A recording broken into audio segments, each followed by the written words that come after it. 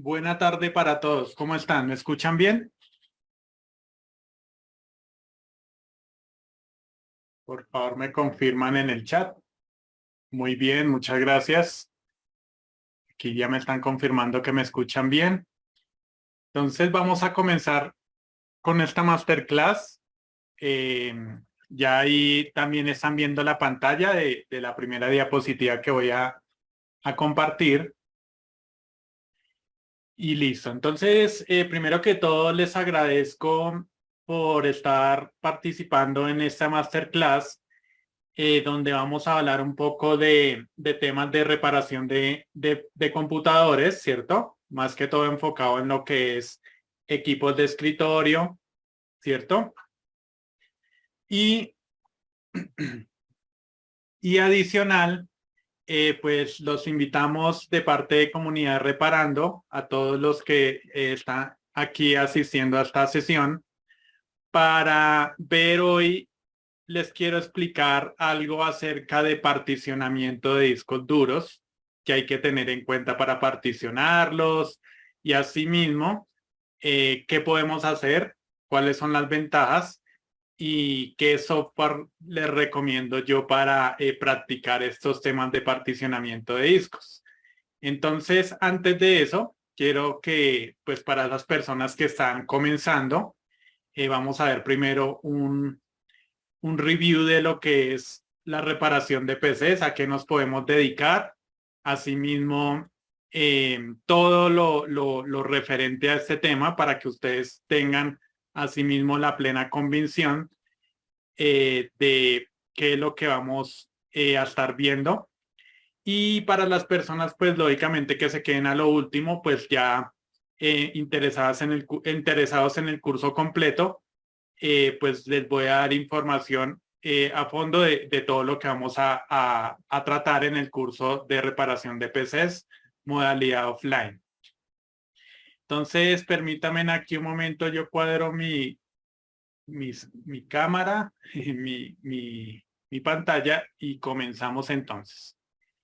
Si tienen algún problema o algo, por favor me escriben ahí en el chat y yo aquí lo tengo abierto en otra pantalla como para ir observando si de pronto hay algún problema de mi parte. ¿Listo? Entonces, muchas gracias. Bueno, primero que todo, pues me presento. Mi nombre es David Alexander Cubillos. Yo aproximadamente hace 12 años soy emprendedor. Yo resido acá en Colombia, Bogotá.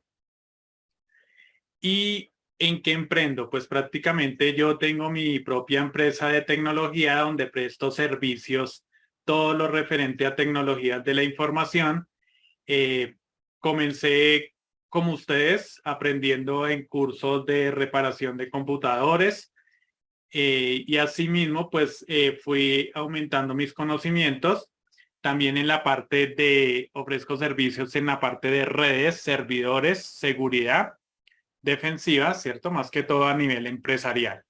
Entonces, pues tengo esa experiencia donde les puedo ayudar. Sobre todo sabemos que muchos de los que estamos aquí queremos aprender a diagnosticar, a hacer mantenimiento preventivo y correctivo. Por lo tanto, asimismo, tenemos una oportunidad para tener nuestro propio negocio o ya sea trabajando a nivel como empleado, ¿cierto? En una empresa también allí es indispensable porque se adquieren mucho conocimiento por toda la práctica que se puede realizar allí. Entonces, bueno, además de eso, hace 9 años lo tengo más como hobby, no lo veo más como otro trabajo. Enseño todo lo que he aprendido desde mi empresa, todo lo que he estudiado, lo enseño en diferentes academias, entre ellas pues estamos aquí en Comunidad Reparando, donde también enseño la parte de redes. ¿Listo? Entonces cualquier duda que tengan de los temas, no duden en consultarnos. Ya más adelante les doy la información de dónde pueden escribir y todo eso. Bueno, vamos a comenzar entonces eh, a tener en cuenta qué hace un reparador de PCs, ¿cierto? ¿Qué podemos hacer en el tema de soporte técnico, de reparación de PCs, cuáles son las tareas comunes, porque pues es bueno tenerlo en cuenta para las personas de pronto que no tienen experiencia, a qué me voy a dedicar. Entonces, un reparador de equipos de cómputo, también conocido como técnico de reparación de computadoras o especialista en mantenimiento de equipos, se encarga de diagnosticar y solucionar problemas en los sistemas de cómputo.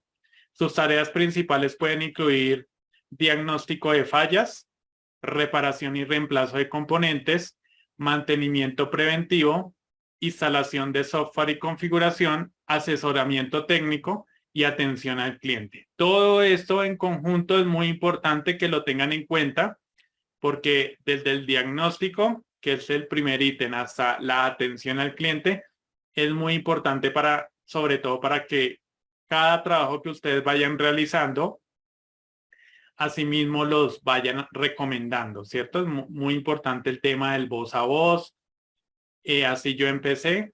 Empecé brindando servicios a nivel doméstico, ¿cierto? Familiares, amigos, etcétera. Y el voz a voz hizo en que en algún momento me recomendaran ya a nivel empresarial y asimismo, pues ahorita no me dedico de lleno a reparador de equipos, sino también, como les comentaba, en la administración de redes y seguridad. Entonces, no solamente quedarnos en este punto, sino también ir avanzando en nuestro conocimiento a medida que vayamos aprendiendo nuevas cosas. Eso nos va a ayudar mucho. ¿Qué problemas comunes podemos encontrar en este trabajo, cierto? Si me dedico a temas de soporte técnico. Entonces, podríamos enfrentarnos a una variedad de problemas comunes, sobre todo porque las empresas nos van a contratar para solucionar esos problemas en equipos informáticos. Problemas de lentitud, ¿cierto? Problemas de bloqueo, problemas de mantenimiento preventivo, diagnóstico de fallos, no solamente de software, sino de hardware. Entonces, todo eso tengo que yo estar preparado. Como les muestra acá, entonces, fallos del sistema operativo. Es muy común que un sistema operativo se llene de virus, ¿cierto? O de pronto que ya no se le ha hecho un mantenimiento por largo tiempo y comience a bloquearse, a ponerse lento. Entonces, en esos casos, ¿cómo resolver esos problemas? Como les mostraba en el segundo ítem, malware y virus es muy común. Entonces, ¿cómo yo recomendarle a una empresa cómo yo recomendarle a una empresa qué técnicas de seguridad a nivel de usuario final yo puedo trabajar para disminuir o reducir estos problemas de hardware, ¿cierto? Puede haber problemas en el motherboard, discos duros, tarjetas, memoria RAM, ¿cierto? Procesadores.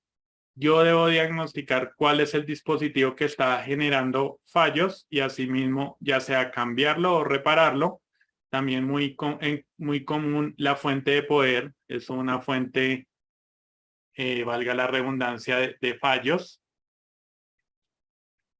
Problemas de conectividad y es donde les mostraba a ustedes que no solamente me debo dedicar a lo que es mantenimiento de computadores, sino también ir escalando a otros temas como por ejemplo redes, administración de redes, porque a nivel corporativo va muy de la mano el soporte técnico con las redes. Entonces, cómo configurar una red inalámbrica, cómo conectar un punto de red, cómo hacer una configuración de recursos compartidos en red, una impresora en red, también es muy importante saberlo.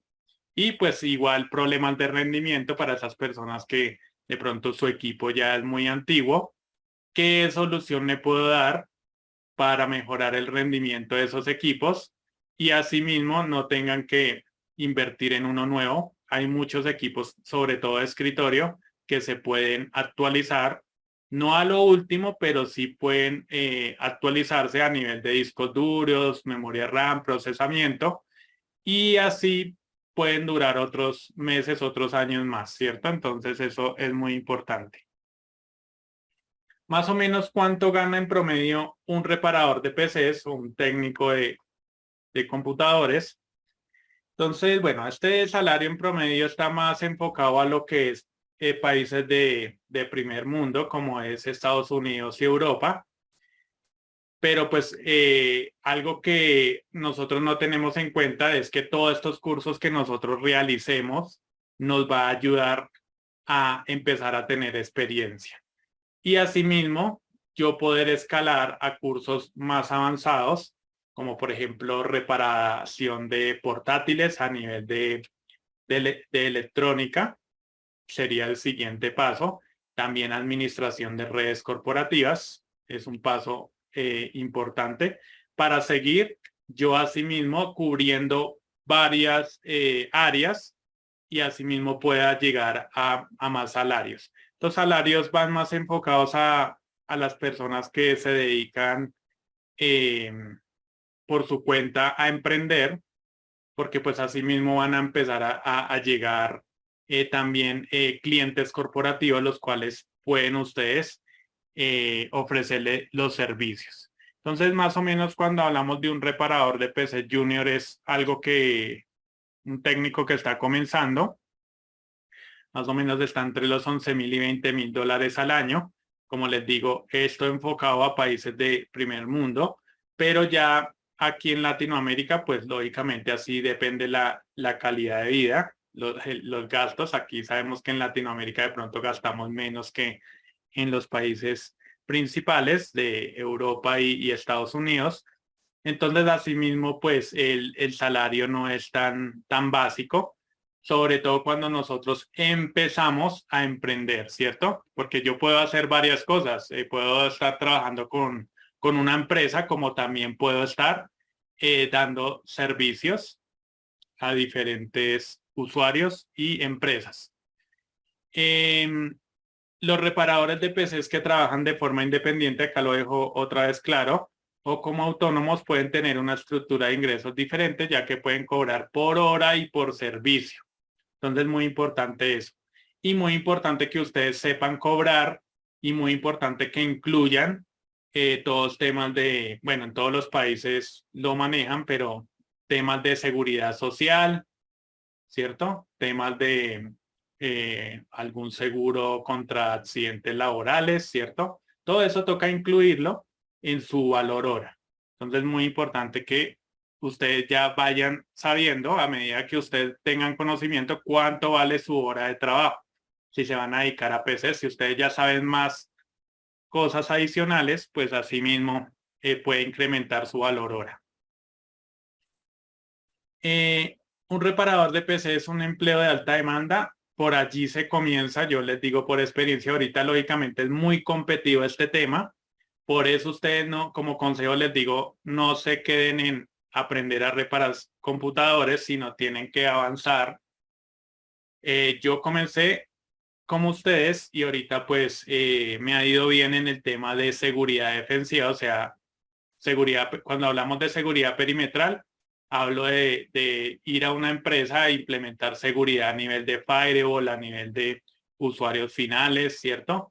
Y esas implementaciones, pues lógicamente, eh, se tiene que pasar un trayecto para llegar a aprender todo esto, pero entre más ustedes sepan, pues así mismo va a mejorar ese valor hora que les estoy hablando. ¿Listo?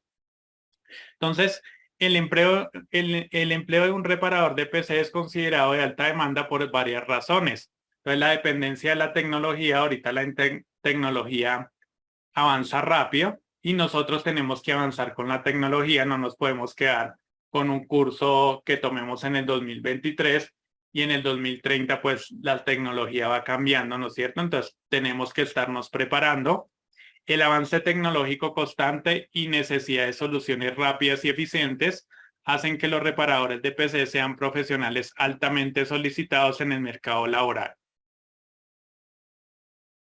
Entonces allí vemos dependencia de la tecnología. Todas las empresas ahorita dependen de tecnología y los obliga a contratar personal que sea técnico en un tema puntual, que en este caso reparación de PCs, y asimismo tenemos oportunidades de trabajar en estos campos. Avance tecnológico, como les decía, aumento de dispositivos informáticos. Entre una empresa más grande, pues asimismo va a tener, va a aumentar, entre más una empresa tenga tecnología, equipos, servidores, access point, firewall, switches, ¿qué va a suceder? Que está más vulnerable a que se presenten fallos. Por lo tanto, ahí es donde nosotros podemos llegar y ofrecerles soluciones. Riesgos de seguridad y malware.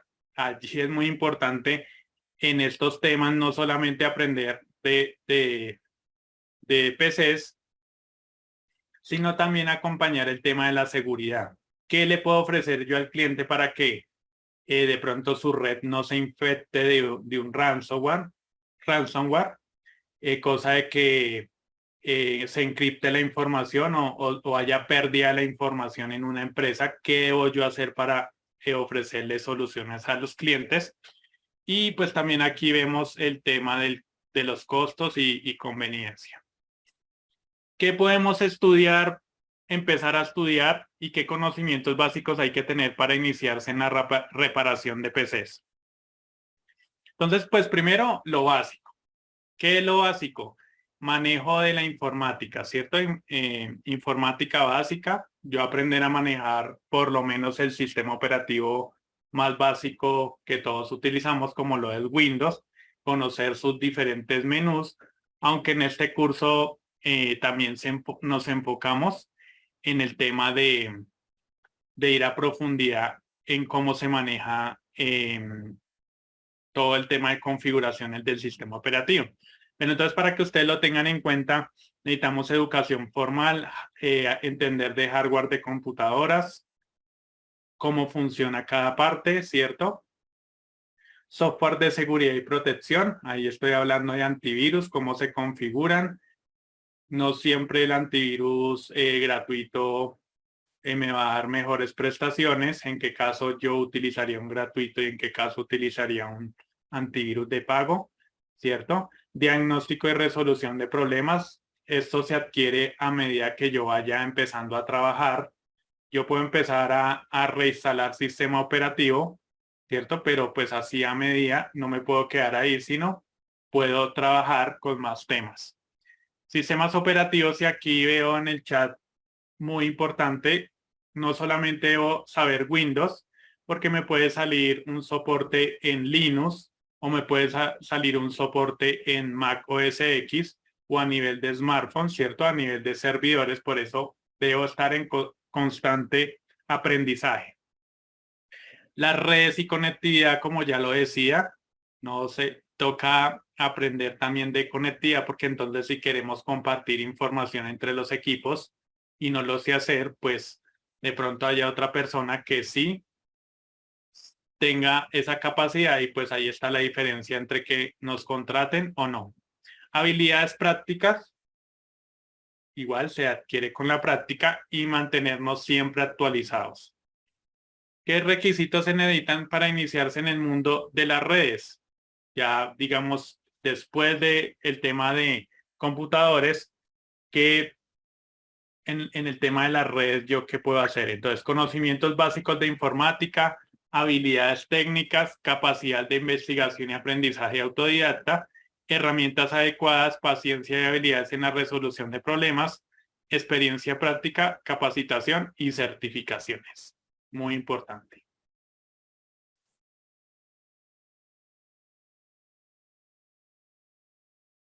Listo, muy bien. Bueno, voy a continuar. Yo creo que esto no hay muchas dudas.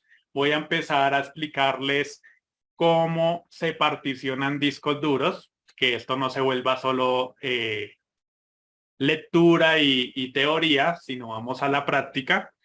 Y al finalizar, les sigo comentando un poco más de el curso de redes que tenemos en Comunidad Reparando y las ventajas que van a tener de tomar. Entonces, bueno, cuando hablamos de particionamiento de discos duros, vamos yo voy aquí abriendo, eh, aquí también pues vamos a aprender a ver a visualizar cómo funciona la virtualización. para los que no conozcan, es un tema, cuando hablamos de virtualización, es un tema de redes. Entonces, por eso es muy indispensable hoy en día tener el tema de las redes bien claro. Entonces, aquí si se dan de cuenta, yo tengo una máquina, varias máquinas virtualizadas. Entonces, ¿qué sucede? Yo aquí estoy trabajando VirtualBots. Les voy a ir compartiendo cómo descargan ese software. Entonces, VirtualBots es gratuito. Simplemente entran a la página virtualbots.org. Voy a dejar el link en el chat de Zoom por si ya quieren ingresar, investigar más. ¿Y qué sucede con este software? Este software es gratuito, no me van a cobrar por utilizarlo. Y es por donde yo debería empezar a trabajar si quiero aprender de virtualización. La ventaja es que yo aquí puedo descargar para diferentes versiones de sistemas operativos. Si se dan de cuenta, tengo para Windows, para los que utilizan Mac, para los que utilizan distribuciones de Linux y de pronto para servidores a nivel de Solaris, que ya esto es Unix. Entonces, si estamos más que todo en Windows, pues descargo la versión para Windows y ahí prácticamente se descarga. Y esto es fácil de instalar, es como instalar cualquier programa. Lo descargo, lo ejecuto, siguiente, siguiente, siguiente, no hay que configurar nada adicional y ya lo puedo trabajar sin ningún problema. Algo que ustedes deberían tener en cuenta, para virtualizar yo necesito tener un hardware específico, ¿cierto? No puedo virtualizar en cualquier equipo.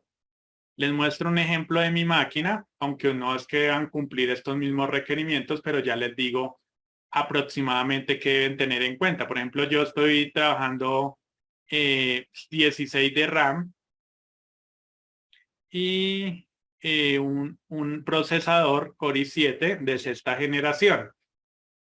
Con eso puedo encender varias máquinas al tiempo porque esto me va a consumir recursos en memoria RAM, en procesamiento y en almacenamiento. Entonces, a medida que yo encienda estas máquinas, ¿qué va a suceder? Que se me van a ir gastando recursos de mi máquina física. Ya vamos a ver por qué. ¿Cuáles son los requerimientos mínimos?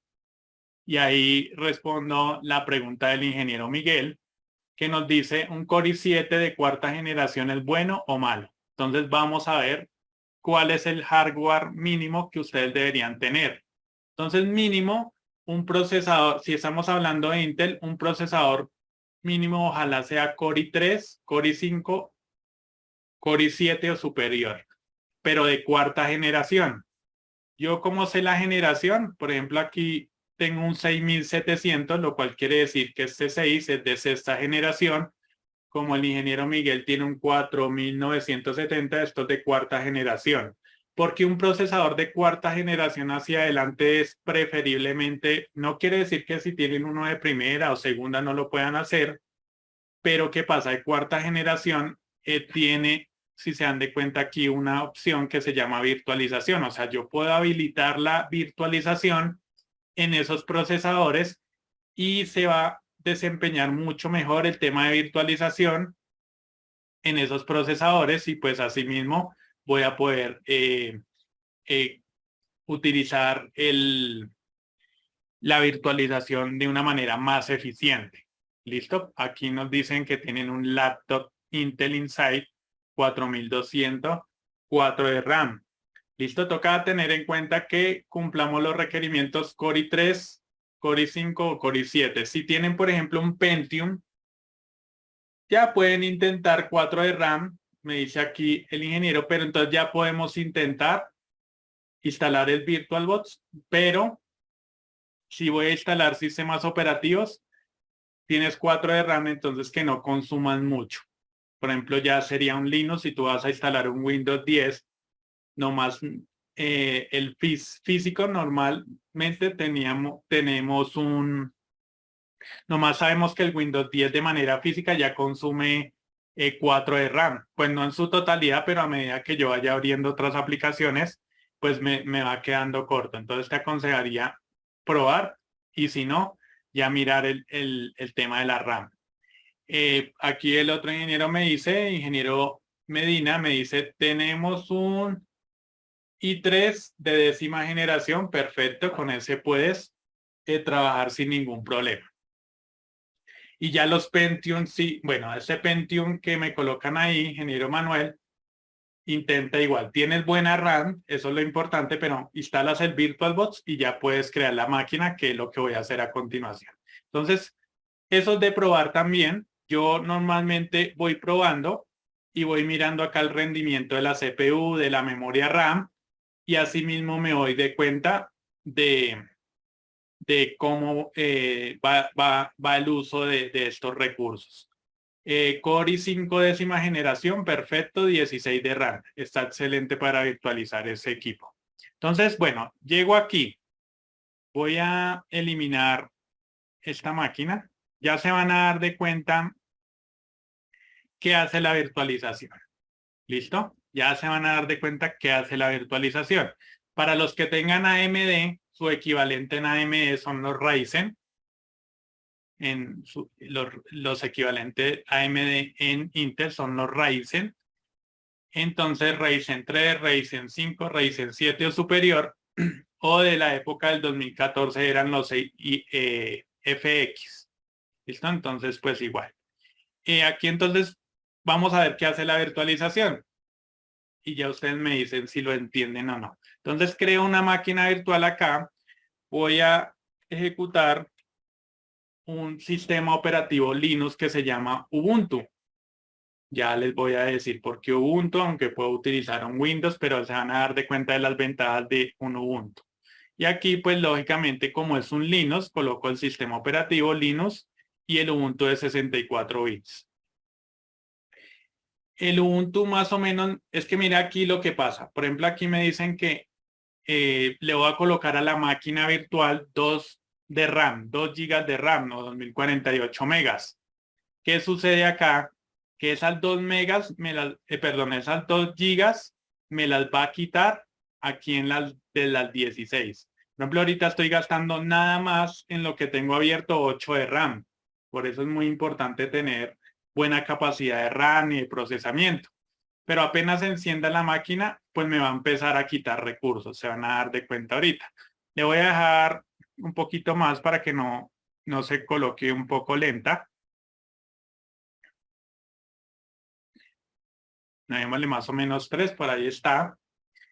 Ojo porque el VirtualBox es muy amigable. Esta barra que está en color verde me dice, como tengo 16 de RAM, si se dan de cuenta, entonces esta barra verde me va diciendo hasta dónde me aconseja no pasarme. Entonces no me debo pasar de esa barra verde, porque o si no me van a empezar se me van a empezar a agotar los recursos de mi máquina física y se me puede bloquear. ¿Qué pasa si se bloquea? Pues prácticamente me toca reiniciar a la fuerza porque la memoria RAM se agotó o se va a comenzar a bloquear el equipo. Entonces no queremos eso, por eso debo equilibrar. Es necesario tener más 8 de RAM si vas a utilizar virtualización pesada. Por ejemplo, si voy a instalar un Windows 10, un Windows Server que necesitan mínimo 4 de RAM, o si le coloco 2, pues va a andar muy lento. Entonces, ahí sí te aconsejo colocar esa cantidad de RAM. Sigo aquí. Entonces, tenemos acá, si se dan de cuenta, EFI. No sé si han escuchado el término UEFI, si han escuchado el término BIOS. ¿Qué sucede con esto? El BIOS nace en 1980, cuando IBM empieza a comercializar los computadores de escritorio, ¿cierto?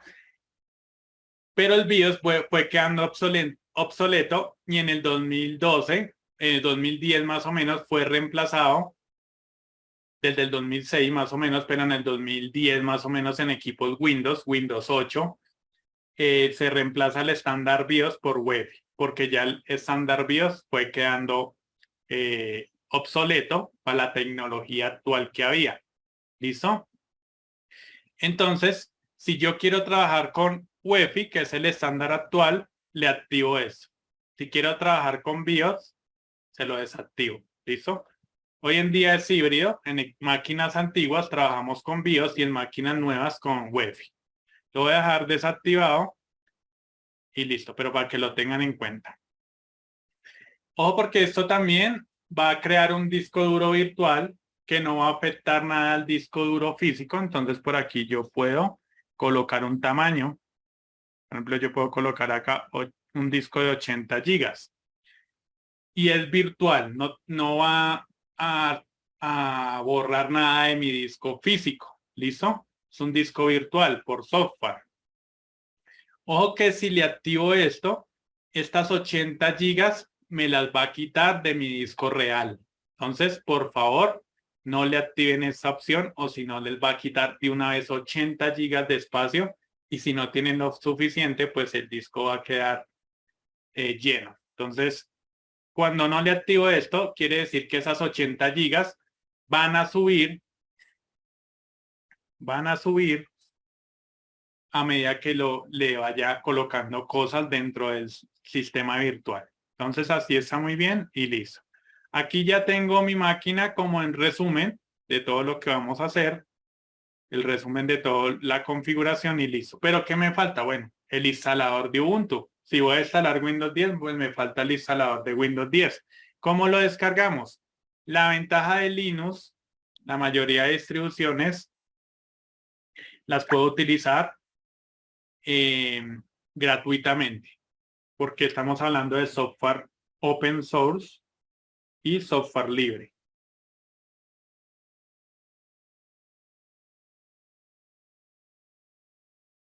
Permítame un momento. Me llegan mensajes y estoy verificando que todo esté bien. Listo, entonces yo entro acá a Ubuntu.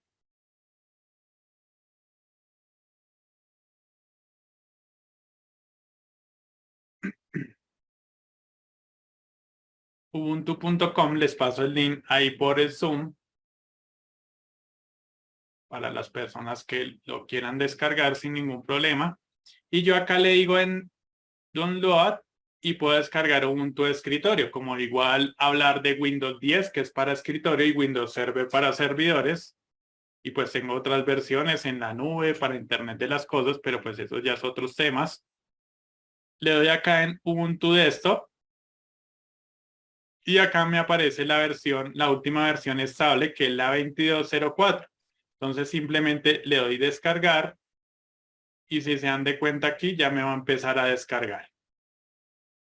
Listo, ahí ya me empieza a descargar y listo. Yo ya lo tengo descargado, por lo tanto pues no tengo que descargarlo nuevamente, pero ahí lo puedo descargar gratuitamente. Si se dieron cuenta no me pide tarjetas de crédito ni pague, porque eso es software libre, no hay necesidad de pagar en esa versión, porque hay versiones diferentes de Linux donde sí me toca pagar un soporte para poder utilizar esa distribución, que es lo que se le llama en Linux. Entonces yo aquí voy a colocar, es como una máquina virtual, ya entendemos más o menos qué hace. Ahora sí, una máquina virtual me permite emular cómo funciona un equipo, ¿cierto? Con su procesamiento, RAM, etcétera. Por lo tanto, yo puedo configurar esta máquina y colocarle una unidad de DVD y hacer de cuenta que le estoy colocando un DVD para la instalación. Entonces, si se dan de cuenta acá en almacenamiento, yo ya tengo una unidad de DVD que ya viene preconfigurada, pero aquí voy a seleccionar, perdón, aquí voy a seleccionar la ISO de Ubuntu, que se supone que ya es donde la descargamos, yo ya la tenía. Entonces la descargo, la coloco y esto es como si hubiera yo hubiera abierto la bandeja y colocado el DVD. Aquí le puedo presionar CD DVD vivo, o sea, para que cuando yo encienda la máquina, arranque por la imagen, o sea, o por la imagen de instalación. También puedo mirar el orden de arranque Yo aquí, si se dan de cuenta, está de primeras el disquete. Lo puedo deshabilitar y puedo colocar de primeras la unidad de DVD, o sea que va a arrancar por la ISO de Ubuntu que voy a utilizar y segundo, pues por el disco duro. Entonces aquí le digo aceptar y listo. Ya enciendo la máquina como encender un computador.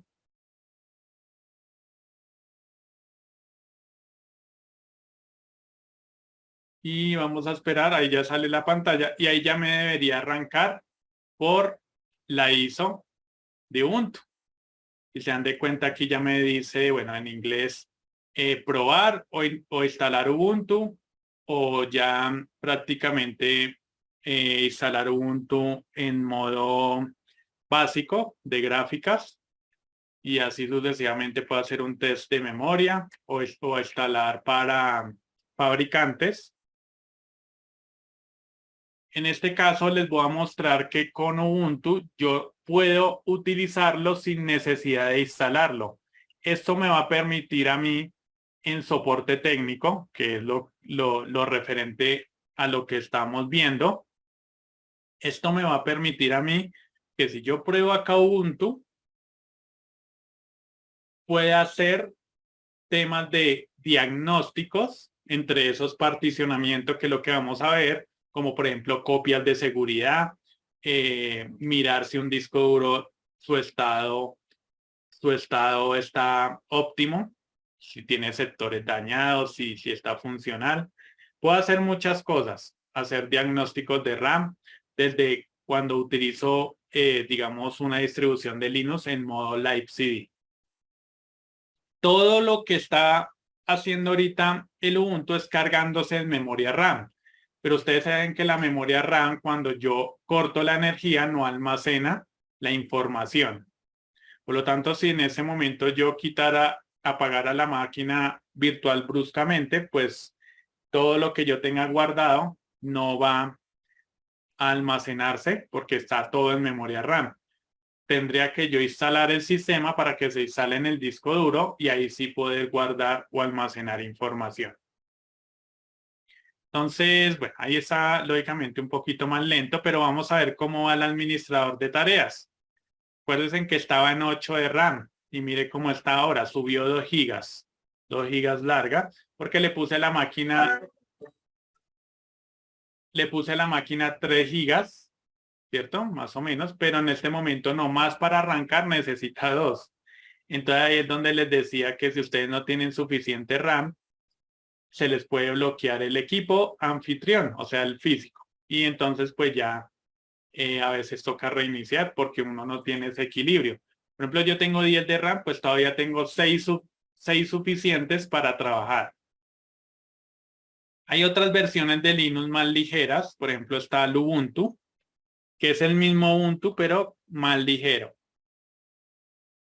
Les voy a pasar este link también para de pronto los que no tengan mucha máquina, más bien descargan esta, no tengan mucha memoria RAM o procesamiento, más bien les recomiendo instalar esa, un poquito más ligera. Ahora mire, me dice probar Ubuntu o instalar Ubuntu. Entonces yo le digo español, el idioma y probar Ubuntu. Cuando le digo probar Ubuntu, lo que les estoy diciendo es una versión Live CD o Live DVD. Todo se carga en memoria RAM. Por lo tanto, voy a poder utilizar el sistema como si estuviera instalado. Pero no está instalado. Todo se carga en memoria RAM. Se demora un poquito en iniciar, dependiendo lo que yo le haya colocado a la máquina. Le coloqué 3 de RAM. Sería rápido, sin ningún problema. Pero si de pronto no tengo mucha RAM física, pues me tocaría colocarle menos 2 de RAM. Por eso les aconsejo el Ubuntu, que a veces funciona hasta con 1 giga y media. Entonces, hay otro, como por ejemplo otras funciones. El ingeniero Nilsson nos dice que Loco OS, que es otra versión de Linux, funciona con 512 megas. Entonces, búsquenla en internet y ahí van a poder ver. Si se dan de cuenta, ya puedo utilizar el Ubuntu. Acuérdense, estoy en memoria RAM. Lo que yo guarde acá no va a quedar porque está todo en RAM, pero puedo navegar en internet, puedo escuchar música, puedo editar, utilizar el editor de texto, ¿cierto? Sin ningún problema. Entonces, esto me va a ayudar a diagnosticar muchas cosas. Por ejemplo, esos equipos que no les funciona el sonido o la tarjeta de red no quiere funcionar y ustedes ya instalaron el driver y nada que funciona. Yo para descartar muchas veces que el fallo de hardware, preparo una USB con el Ubuntu, arranco por esa USB o ya sea el DVD, CD, arranco por ahí y me doy de cuenta si efectivamente hay un fallo en hardware, pues el audio tampoco me funcionaría aquí. Y aquí vemos, bueno, no sé si ahí escuchan el sonido. Está bien. Internet tengo sin ningún problema. Entonces, eso me descarta de que o es fallo de hardware o es error del Windows, de pronto un controlador o algo pasó. Entonces, también puedo hacer backups. Si yo tuviera en esa máquina un Windows instalado, aquí en la carpeta me aparecería los discos de los Windows. ¿Listo? Entonces ya puedo de ahí hacer un backup a un disco extraíble. Puedo conectar un disco por USB extraíble y hacer el backup del disco que estaría viendo en Windows. En este caso no tengo un Windows, entonces pues no me va a mostrar. Vamos a lo que estábamos viendo, particionamiento. Aquí hay una aplicación que se llama Gparted, que tiene este Ubuntu. ¿Listo? Entonces, la ejecuto y yo ya voy a empezar a particionar el disco duro. Acuérdense que le colocamos un disco de 80 gigas, pues él lo reconoce. Ojo que lo que yo haga acá en la máquina virtual no va a afectar nada en mi disco real. Entonces yo por eso utilizo mucho las máquinas virtuales porque me ayudan a aprender y a probar varias cosas. A comprobar de que el hardware, a comprobar por ejemplo estos temas, cómo particiono sin hacerlo con una máquina real que puedo llegar a ocasionar algún daño, ¿cierto? En la información, por ejemplo, en un sistema operativo. Entonces mejor practico acá con una máquina virtual y ya cuando me sienta preparado, ahí sí lo hago con un equipo real. Es más, yo siempre soy precavido y si lo voy a hacer con un equipo real, hago una copia de seguridad o clono el disco y lo realizo con un disco secundario. Siempre toca estar precavido porque uno no sabe que se vaya la luz o algo pase ajeno a lo que uno esté haciendo y puede ocasionar fallos. Entonces, muy bien, aquí tenemos el disco. Cuando ustedes instalan un sistema operativo como Windows, él normalmente crea las particiones. Si yo no las creo manualmente, las crea automáticamente, pero nunca sabemos qué pasa antes de la creación de esas particiones. Aquí lo vamos a aprender. Entonces, lo primero que se le aplica a un disco de estos es algo que se llama tabla de particiones. Y eso lo puedo hacer con cualquier programa de particionamiento. Por ejemplo, aquí simplemente le digo en dispositivo y me dice crear tabla de particiones. Es lo primero que yo debo hacer cuando particiono un disco. Acá hay diferentes tablas de particiones. Les decía que desde la época de los 70, 80, 90, 2000, pues varios fabricantes fueron creando sus propios equipos, ¿cierto? Sus propias arquitecturas y pues ahí están. iX es por allá un unit de IBM ya obsoleto. Amiga igual, BS es un Unix todavía que se utiliza. Unix es un sistema operativo enfocado para servidores. DBH no lo conozco, GPT lo vamos a utilizar ahorita. Mac para equipos antiguos Mac, MS-DOS lo vamos a utilizar ahorita. PC98 no lo he utilizado. Sun y Atari. Sun es un Unix, Atari era un sistema por allá de los 70. Y ahí están sus tablas de particiones.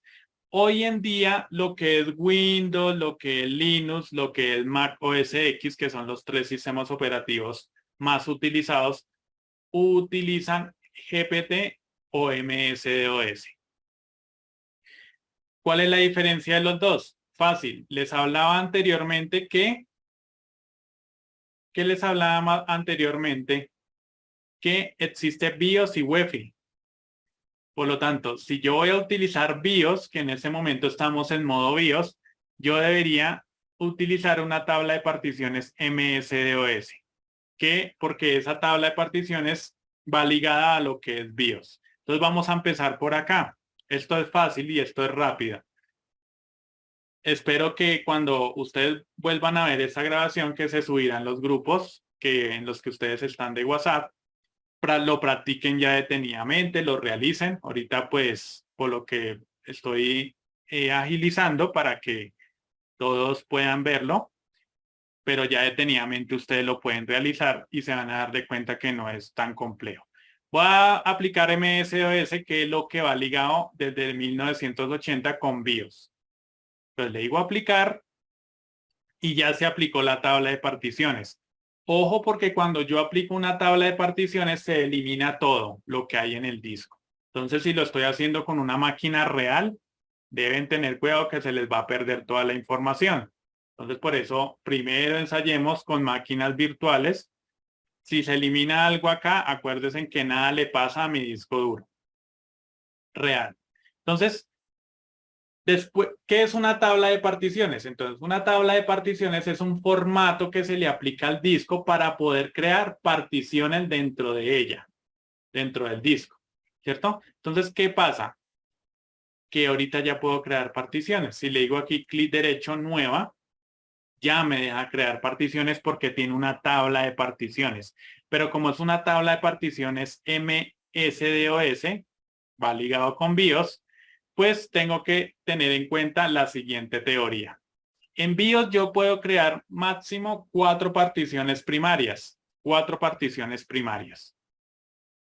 No puedo crear más. Vamos a comprobarlo. ¿Ahí me escuchan bajito? ¿Los demás me escuchan bien? ¿O estoy bajito yo de audio? Acercar un poquito más algo. Se escucha bien. Pronto de tu lado, Inge, porque creo que ya me escuchan bien. Igual acerco el micrófono acá. Entonces les decía, puedo crear hasta 4 particiones primarias. Vamos a comprobarlo. Mira, aquí el programa, ojo porque yo esto que estoy haciendo se llama redimensionar una partición. Cuando lo hago de derecha a izquierda se llama redimensionar. Cuando lo hago de izquierda a derecha se llama mover la partición. Y entonces me van a decir, profesor, pero entonces, ¿cuál me recomienda? ¿Redimensionar o mover? Yo siempre les recomiendo redimensionar. Porque de aquí hacia la izquierda estoy trabajando con espacios vacíos, con sectores que no tienen datos. Pero normalmente cuando se copian datos en los discos, se copian en los primeros sectores, o sea, de izquierda a derecha. Entonces, cuando muevo esto, se supone que la información que había en estos sectores se mueven. Y si hay datos, información nada más, pues se va a demorar mientras se mueven esos datos de esos sectores a los otros. Pero aquí hay un complique, hay algo muy complicado aquí que no les recomiendo, por eso nunca mover no les recomiendo, porque si aquí hay un sistema operativo, digamos un Windows instalado, y el Windows necesita saber en qué sector arranca y todo eso. Si yo me comienzo a moverle esto, pues el Windows ya no va a saber que va a arrancar en este sector porque lo movimos y ya se dañó el arranque del sistema operativo. Entonces no les recomiendo mover y ya recuperarlo es difícil porque cuando yo instalo el Windows, él ya se graba en qué sector arranca. Pero ya me tocaría por comando reprogramar y no es nada fácil hacerlo porque pues ya por terminal de comandos y si es un Linux más difícil, entonces mejor no mover, no mover. Redimensionar es lo que vamos a realizar siempre. Entonces les decía que yo puedo hacer 4 particiones. Este es el tamaño total del disco, 81.919 MB, aproxima megabytes. La diferencia es de que los megabytes se trabajan 1000, ¿cierto? En potencias aproximadamente a 1000, pero los MB 1024. Entonces esa es la diferencia entre megabytes y MB. Por eso tienes ahí. Pero pues igual otros programas lo hacen en megabytes, dependiendo cómo lo interpreten. Entonces, ¿qué pasa? Que voy a colocar, mira, ustedes ven acá el tamaño nuevo, más o menos 22 gigas, 15 gigas, 30 gigas. Ustedes van colocando más o menos, pero voy a empezar a crear las particiones. Entonces, primera partición primaria. Y hay algo que se llama sistema de archivos. Entonces, aquí, dependiendo el sistema operativo que estén utilizando, ustedes le aplican un formato a la partición para poderlo instalar. Entonces, sucede que en Windows, ¿qué utilizamos? NTFS y FAT32, que son los sistemas sistema de archivos que más se utilizan. Si estoy en un Linux, ya tengo una variedad enorme. BTRFS, EXT, sea versión 2, 3 o 4. La última, la 4, entonces se recomienda la última. LVM, perdón, también es más avanzado en Linux. Linux Swap también es otro tipo de partición ya para memoria de intercambio. Minix es una partición para un sistema operativo Unix. Aquí está el de Windows NTFS. Razer FS es para Linux también. XFS es para Linux. Es como hablar de NTFS, pero en Linux siempre se caracteriza por tener variedad. Entonces aquí voy a aplicar Windows NTFS y yo por ejemplo, le puedo decir, aquí voy a instalar Windows 10. Y esta etiqueta es un nombre para la partición por si ya llego con otro programa a hacer la instalación o con el mismo Windows, me aparece esa etiqueta y yo sé en dónde voy a instalar Windows, en dónde voy a dejar para datos, en dónde voy a instalar Linux. Entonces aquí añado la partición y mire, donde se añadió, a la izquierda está muy bien y me quedaron 62 gigas aproximadamente libres para crear más particiones. Les decía que voy una primaria, voy a crear la siguiente. Entonces hago lo mismo. Más o menos acá miro 19 gigas. Esta la voy a dejar FAT32 porque digamos ahí voy a colocar datos de Windows. Démosle así, no puedo sino colocar una capacidad de texto y listo. Y ya tengo para instalar Windows 10 y datos. Lógicamente ustedes le deben colocar proporcional el tamaño a lo que necesiten. Y pues lo estoy haciendo así aleatoriamente. Ahora voy a instalar Linux, digamos. Entonces, exe4, aquí voy a instalar Ubuntu, digamos, Ubuntu. Pero entonces voy a dejar hasta ahí la partición de Ubuntu. Y si se dan de cuenta, tengo para Windows 10, para datos de Windows y para datos de Ubuntu. Y voy a dejar este espacio para datos de Linux. Voy a dejar hasta ahí. Y le voy a decir acá, datos Linux.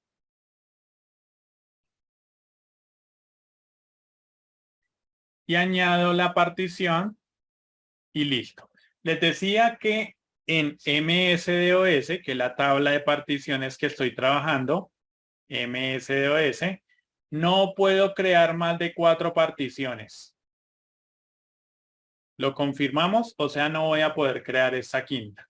Entonces, si le digo nuevo, me está mostrando ahí que no puedo crear más de 4 particiones. Entonces, me dice lo siguiente, si desea crear más particiones, debe crear primero una partición extendida. Dicha partición puede contener otras particiones, debido a que una partición extendida es también una partición primaria. Quizás sea necesario eliminar una partición antes. Entonces resulta que en la época de los 80, cuando se creó la tabla de particiones MS-DOS, dijeron, espere un momento porque pues nosotros no, en ese momento no habían muchos sistemas operativos, entonces, no, 4 particiones, pero después se tuvieron que inventar algo para poder crear más de 4 particiones. Entonces me dice, elimine una primaria y de este espacio cree una extendida. Entonces, cuando yo le digo aquí, se dan de cuenta que se me activa la opción extendida o está activada la opción extendida y la deben crear de todo el tamaño. ¿Por qué? Porque esa partición extendida no es para instalar nada ni para guardar nada, sino solamente para alojar particiones lógicas. Entonces, ya se van a dar de cuenta que hacen las lógicas. Entonces, una primaria, dos primarias, tres primarias, la extendida me sirve para lo siguiente. Clic derecho nuevo y mire cómo se me activa aquí la parte lógica. Entonces, yo ya puedo crear más particiones dentro de la extendida sin ningún problema. ¿Cuántas particiones puedo crear ahí? No lo he comprobado la teoría. Muy importante entender la teoría. La teoría me dice que dentro de una extendida puedo crear hasta 128 particiones. Aquí ya tengo 1, 2, 3, 4, 5, 6, 7 particiones. Sí. ¿Qué ventajas y desventajas tiene esto? Bueno, ahí estoy aplicando. Cuando le digo acá en el visto bueno, me aplica todo lo que le dije. Entonces ahí está haciendo todo. Cosa de que si yo coloco ese disco en un Windows, pues me va a mostrar todas las particiones que se crearan. Si hago una instalación de un Windows, pues así mismo. ¿Listo? Permítame un momento.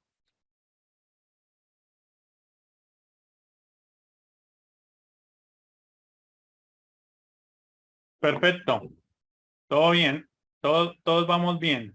¿Cierto? Entonces, 1, 2, 3 primarias, 4 primarias, la extendida, pero dentro de la extendida, lógicas.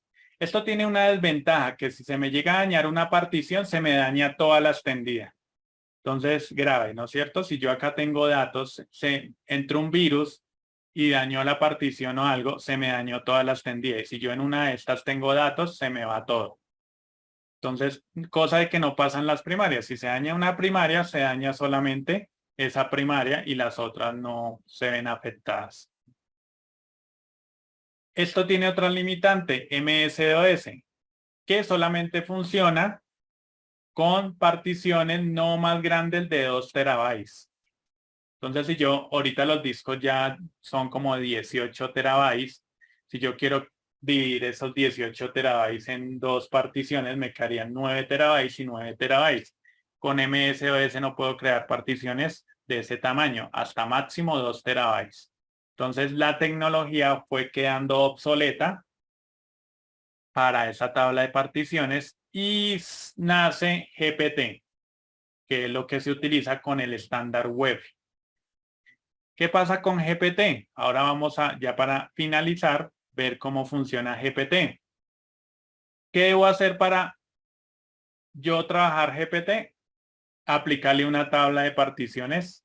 Pero mire lo que me dice. Esto eliminará todos los datos del disco entero. Si yo aquí estoy probando con un disco de un computador que funciona, voy a dañar las particiones. Entonces, si yo le coloco acá GPT y le digo aplicar, se van a dar de cuenta que me va a limpiar todo.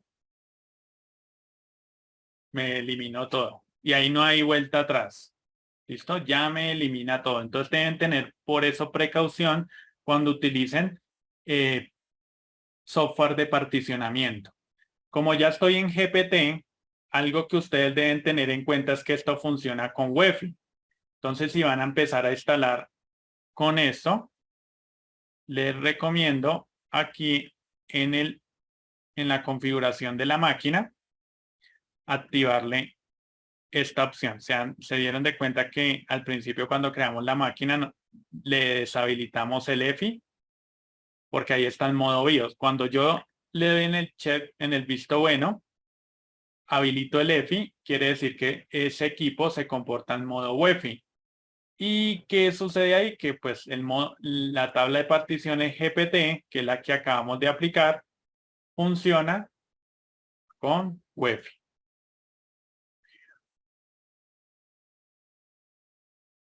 Bueno, ya contesto otras preguntas, perdón, mientras termino aquí que ya no me demoro. Entonces, ya creamos una tabla GPT. Ahora vamos a ver qué hace la GPT. ¿Será que la GPT cuántas particiones primarias puedo crear? Aquí, si se dan de cuenta, primarias. Vamos a crear rápidamente las mismas. La primera es NTFS para Windows. Ahí creé la primera. Vamos a crear para los datos de Windows, esa que sea FAT32. FAT32 tiene una limitante que no puedo copiar archivos mayores a 4 gigas. Por eso es muy importante empezar a estudiar la teoría es muy importante y la práctica, ¿no? Ambos son muy importantes. Muchos practican, pero no entienden la teoría y entonces a veces se dan de cuenta que no les funcionan las cosas. Entonces a veces yo practico las dos, no una sin la otra, ¿listo? 2 particiones primarias, 3 particiones primarias, 4 particiones primarias, 5 particiones primarias, ¿sí? La diferencia entre GPT y MSOS. Acá no está esa limitante de las 4 particiones primarias. Ya he creado 1, 2, 3, 4, 5, 6. Y puedo crear más si quiero. ¿Cierto? 7 particiones he creado y no me salió ningún error. Lo cual quiere decir que aquí en GPT no existe lo que llamamos particiones extendidas ni lógicas. Entonces, ¿hasta cuántas primarias puedo crear en GPT? 128. ¿Listo? 128. Y tamaño de la partición. 2 terabytes, no. Ya va en exabytes. Entonces, si ustedes ven la tabla de, si no estoy mal en exabytes o zettabytes, eso es mucho. Entonces, la tabla de unidades de almacenamiento es el byte, kilobyte, megabyte, gigabyte, terabyte, petabyte, exabyte. Creo que después sigue el yottabyte, Google byte, zettabyte. Entonces ustedes buscan la tabla de las unidades de almacenamiento, pues lógicamente llegar a un zettabyte todavía no se ha llegado a esas capacidades de almacenamiento. Vamos en petabytes que almacenan los data center. Entonces aquí me doy de cuenta la ventaja de utilizar una tabla de particiones GPT a comparación de MSOS. Para terminar, ¿qué sistemas operativos son compatibles con Wi-Fi? Desde Windows 8 para adelante. Windows 8, Windows 10, Windows 11. ¿Qué sistemas operativos son compatibles con MSOS BIOS? Windows XP, Windows 7, Windows 8, Windows 10. Creo que Windows 11 ya no te deja instalar una tabla de particiones MSOS. ¿Listo?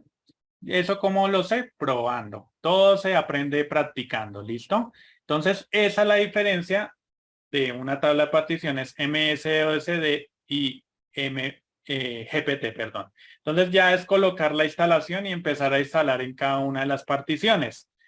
¿Esto para qué me sirve? Por ejemplo, instalar Windows y instalar Linux en el mismo equipo, en el mismo disco duro, lo vamos a dejar para otra sesión, otra masterclass, cómo instalar 2 sistemas operativos, Windows y Linux, o 2 Windows en un mismo disco duro.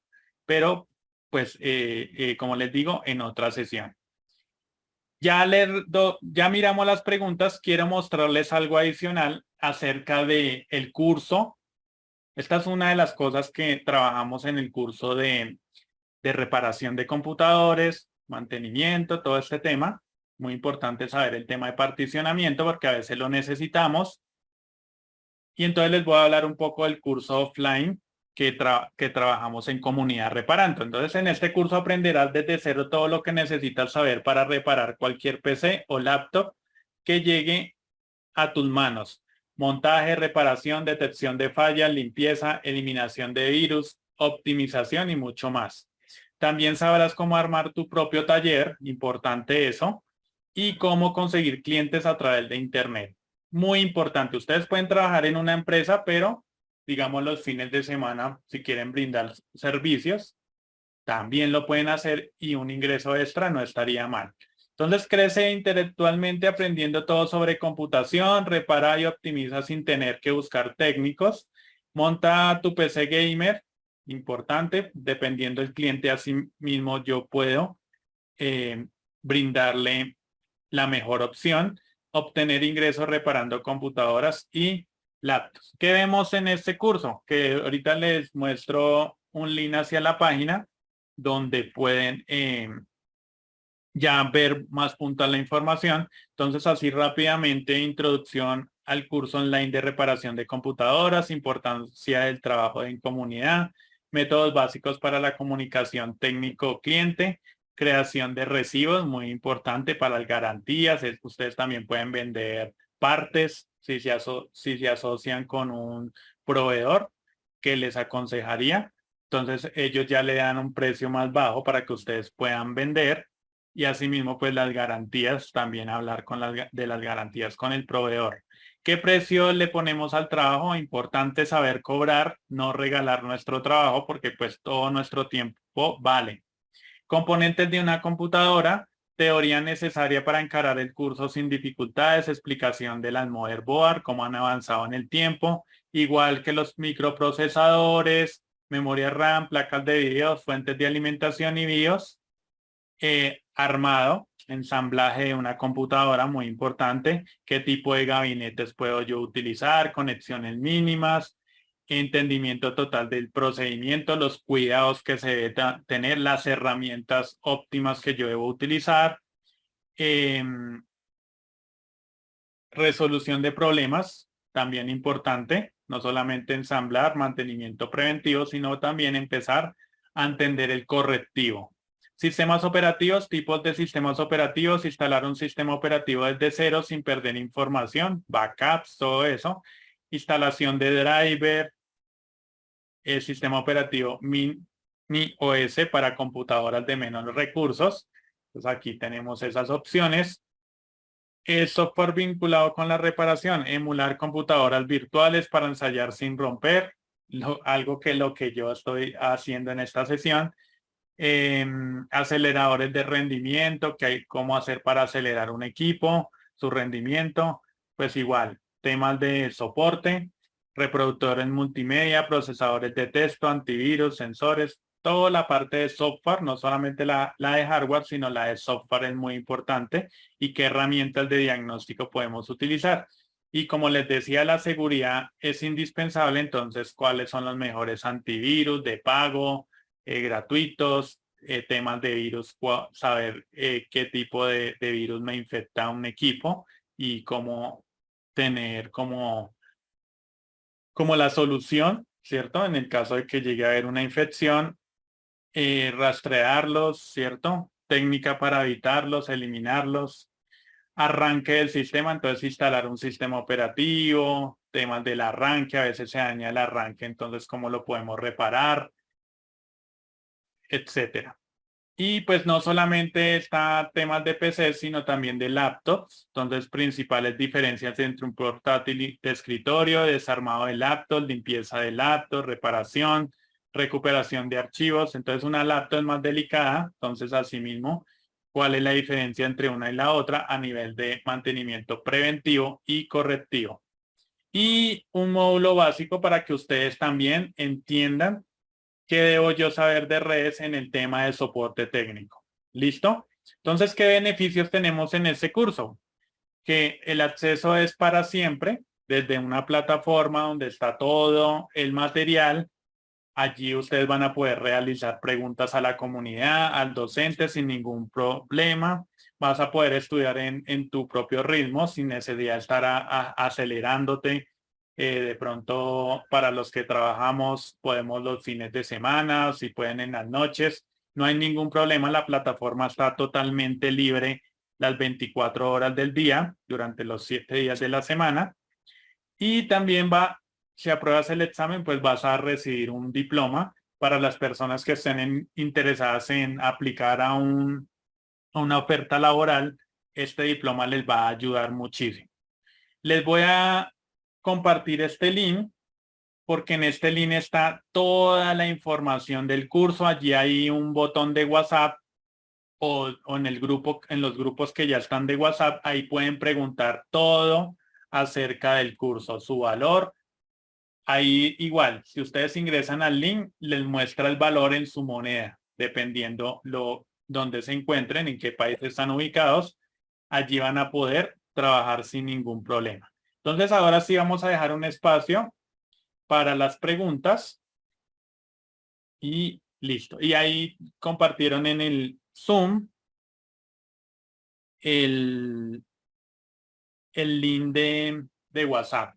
Entonces, para las personas que quieran preguntar, ahora sí, eh, temas acerca del curso, lo pueden hacer en ese momento. Igual, alguien aquí nos está apoyando para activar el micrófono si lo necesita.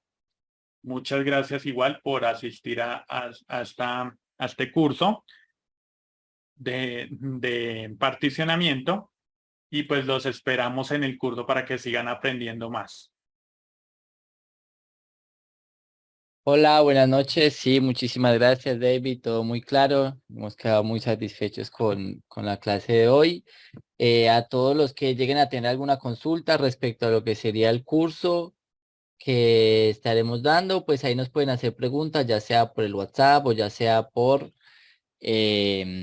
pues si quieren en este momento hacer preguntas también, ahí tienen el link a nuestra página web donde pueden encontrar el precio para el que nos está preguntando en este momento por el precio del curso. Allí ingresando al link te aparece de acuerdo al país en el que estés, te aparece en moneda local, porque depende pues del país en el que te encuentres. Y si alguien quiere hacer alguna pregunta, le podemos en este momento activar el micrófono. Si alguien tiene alguna pregunta de lo que estuvo explicando el profesor el día de hoy. No tenemos mucho tiempo para esto, pero si tienen alguna pregunta puntual o específica de lo que él estuvo dando, el momento para hacerlo es ahora. Y si llegan a tener alguna pregunta respecto a lo que sería el curso en sí, si preferimos que la hagan por WhatsApp. Si alguien tiene una pregunta, pueden levantar la mano. Ahí en la parte de abajo hay un loguito donde pueden seleccionar para levantar la mano.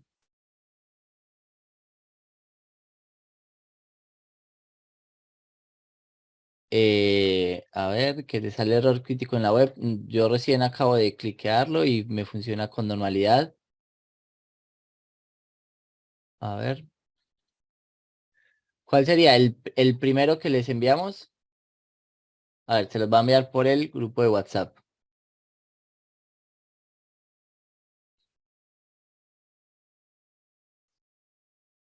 Sale bien. Me sale bien ambos. Sí.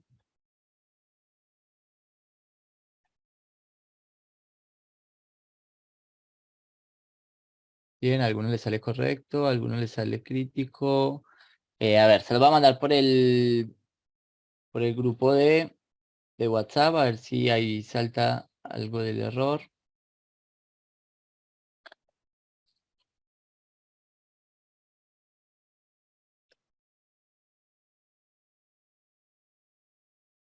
Y nos avisan cualquier cosa. Debería de funcionar igual con normalidad. Igual si no, si llega a seguirle saliendo, se pueden comunicar ahí por el WhatsApp y se los enviamos, pero no debería de tener ningún error. A algunos les sale correcto, a algunos les sale mal, algunos dicen que con otro navegador.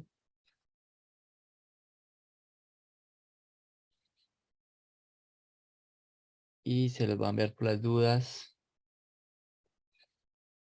Solo el link.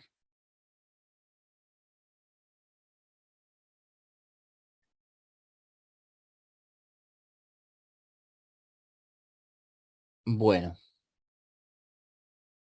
no veo que nadie haya levantado la mano en este momento. Todos estaban por acá por el chat. Era únicamente parece que con el tema. Esta clase igual quedó grabada. Esta clase se las vamos a estar compartiendo por el mismo grupo de WhatsApp. Probablemente de acá a un par de días, cuando pues, terminemos de cargarla y demás, les enviamos el link para que puedan volverla a ver, así que no se preocupen, cualquier cosa que les haya quedado de duda respecto a los procedimientos que estaba haciendo el profesor o demás, no hay ningún problema, lo van a poder hacer ahí todos sus tiempos, despacio, pausando el video, así que no va a haber ningún problema.